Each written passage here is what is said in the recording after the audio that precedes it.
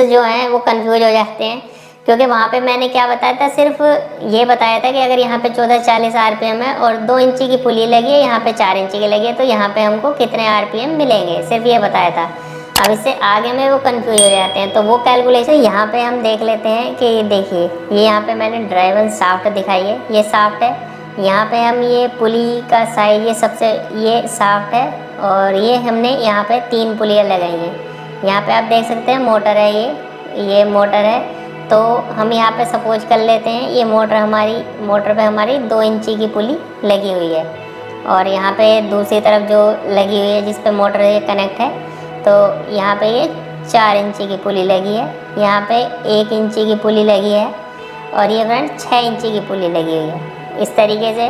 और आउटपुट पे मैं यहाँ पे जो आउटपुट ये अलग अलग लगे हुए हैं, तो आउटपुट पे फ्रेंड्स यहाँ पे मैं कॉमन कोई भी ले लेता हूँ, जैसे कि सपोज करो यहाँ पे 4 इंची की पुली लगी हुई है, ये भी 4 इंची की है और ये भी 4 इंची की है। तो फ्रेंड्स ये यहाँ पे बेल्ट के थ्रू आपस में कनेक्ट है। इस मोटर से ये वाली पुली चली है 4 इंची की, और इससे हमारी ड्राइवन शाफ्ट मूव कर रही है, घूम रही है। और ये जो 1 इंची की पुली लगी है, 1 इंची की पुली इस 4 इंची की पुली से कनेक्ट है, और ये 4 इंची की पुली भी 4 इंची से और 6 इंची की 4 इंची से। तो फ्रेंड्स यहाँ पे हमको अलग अलग आरपीएम मिलेंगे। अब सपोज करो हमारी जो मोटर है वो मोटर है हमारी 1440 आरपीएम पे हमारी मोटर घूम रही है। तो अब हमको आउटपुट पे क्या क्या मिलेगा, यहाँ पे आरपीएम क्या क्या मिलेंगे। तो मेरे फ्रेंड्स जो हैं वो कंफ्यूज हो जाते हैं, क्योंकि वहाँ पे मैंने क्या बताया था, सिर्फ ये बताया था कि अगर यहाँ पे 1440 आरपीएम है और 2 इंची की पुली लगी है, यहाँ पे 4 इंची की लगी है, तो यहाँ पे हमको कितने आरपीएम मिलेंगे, सिर्फ ये बताया था। अब इससे आगे में वो कंफ्यूज हो जाते हैं, तो वो कैलकुलेशन मैं आपको बताने वाला हूँ। तो देखिए सिंपल सी कैलकुलेशन है। अब सबसे पहले हमको मालूम करना है कि ये जो हमारी इस मोटर के थ्रू ये वाली पुली घूम रही है, तो ये हमारी शाफ्ट कितने आरपीएम पे घूम रही है, तभी तो हम यहाँ पे आरपीएम मालूम कर सकेंगे, क्योंकि हमको 4 वैल्यू में से 3 वैल्यू पता होनी चाहिए। तो देखिए हमको यहाँ पे 3 वैल्यू पता है, ये हमारी आरपीएम पता है और पुली का साइज पता है, और यहाँ पे पुली का साइज पता है। तो सबसे पहले इसका आरपीएम मालूम करेंगे। तो 1440 इंटू 2, 1440 आरपीएम इंटू 2 इंच की पुली है, इज इक्वल टू हमको आरपीएम मालूम करने हैं इसके। तो यहाँ पे मैं क्वेश्चन मार्क लगा देता हूँ, इंटू 4 इंची से कनेक्ट है यहाँ पे। अगर यहाँ पे 1 इंची से कनेक्ट होती है हमारी, तो यहाँ पे मैं 1 लिखता, तो यहाँ पे मैं 4 लिख लूँगा। तो हमको ये क्वेश्चन मार्क मालूम करना है, तो क्वेश्चन मार्क इधर ले आते हैं। 1440 इंटू 2/4। तो इस तरीके से ये हमको यहाँ से हमने काट दिया, और 7 200। तो फ्रेंड्स हम जो हमारे इसके आरपीएम आ गए वो आ गए 720 आरपीएम आ गए हमारे ड्राइवन शाफ्ट। मैं यहाँ पे लिख देता हूँ। तो हमारे जो आरपीएम इस 1440 की मोटर से ये यहाँ पे जो हमारे ड्राइवन शाफ्ट मूव कर रही है, तो ये आरपीएम इसके आ गए 720। अब फ्रेंड्स अब हमको मालूम करना है कि यहाँ पे कितने आरपीएम मिलेंगे। तो जो फॉर्मूला हमने यहाँ पे लगाया था, सेम वही फॉर्मूला यहाँ के थ्रू यहाँ पे लगा देंगे।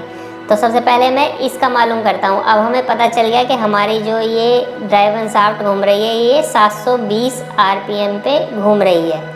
तो देखिए अब बहुत ही सिंपल हो जाता है। तो सबसे पहले मैं इसकी कैलकुलेशन करके दिखाता हूँ आपको।